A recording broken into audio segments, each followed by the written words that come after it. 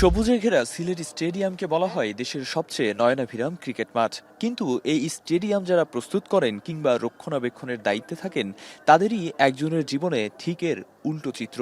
সিলেটের সবুজ মাঠ যদি আপনাকে সৌন্দর্যে মোহিত করে, তাহলে গ্রাউন্ডসম্যান বাদল মিয়ার জীবনযুদ্ধের গল্প নিদারুণ কষ্ট দিবে। বছরের পর বছর কাজ করেও স্থায়ী হয়নি চাকুরি। দিনের পর দিন দায়িত্বপ্রাপ্ত কর্মকর্তাদের আশ্বাসেই রেখে গেছেন বিশ্বাস। তবে বিশ্বাসে আর সাধন মেলেনি, মিলেছে শূন্য। বেনুবাজার সাথে উনি আমাকে বিভিন্ন ইভেন্টে কাজ করতে আনতেন, বিভিন্ন হেল্প করতেন। উনি বলছিলেন আমার একটা চাকরি দিবে, সেই চাকরির আশায় আমি এতদিন ধরে করতেছি।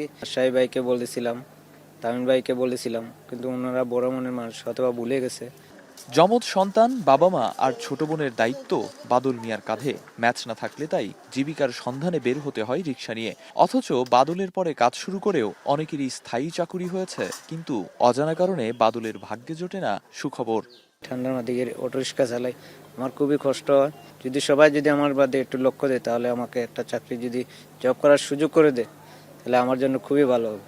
টিনের ছাপরা ঘরে হয় 7 জনের মাথা গোজার ঠাঁই, ভাড়া গুনতে হয় 5,000 টাকা। সব মিলিয়ে আয়ের চেয়ে ব্যয়ই বেশি। ছেলের মাথায় পাহাড় সমচাপ, বাবা মায়ের কাছে এর চেয়ে যন্ত্রণার আর কি হতে পারে? দুইটা বাচ্চা, দুইটা বোন, ভাই একটা, মা বাবা এটা খাওয়াইতেছে, এটা তো শান্তি নানি। তার সেটা জানে রে, উঠতে এটা খেলা হইতে যায় গিয়া কষ্ট করে, কইটা তো আমরা রান্না খাওয়াইতেছে, তো এটা তার একটা কষ্ট নানি। ওই চাকরিটা যদি আমাকে দেয়, তাইলে আমার সংসারটা একটু ভালোভাবে চলবে।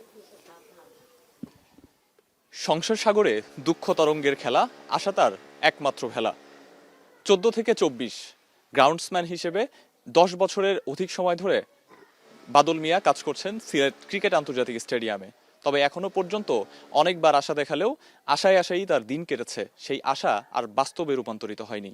বাদল মিয়ার একান্ত চাওয়া, তার পরিবারের একান্ত চাওয়া, বিসিবি যেন তার দিকে একটু সদয় দৃষ্টিভঙ্গি দেয় এবং তার চাকরিটা যদি স্থায়ীকরণ করা হয়, তাহলে একটু বাবা মা, তার পরিবারকে নিয়ে একটু সচ্ছলভাবে এই পরিবারটি বেঁচে থাকতে পারবে। আরিফুল ইসলাম সাহাব, এখন, সিলেট।